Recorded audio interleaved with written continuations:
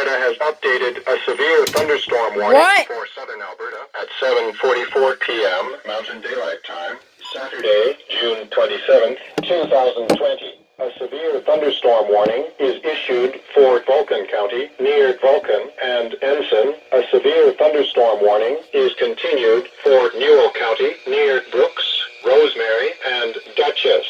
A severe thunderstorm watch is continued for the following regions: Brooks, Strathmore, Vulcan. A severe thunderstorm watch is ended for the following regions: Airdrie, Cochrane, Olds, Sundre, Drumheller, Three Hills, and City of Calgary. Environnement Canada a mis à jour une alerte d'orage violent pour sud de l'Alberta à 16h57, heure avancée des Rocheuses, le samedi 27 juin 2020. Une alerte d'orage violent est maintenue pour comté de Foothills, près de Rocky, et comté de Vulcan, près de Arrowwood, Harrington et Queenstown.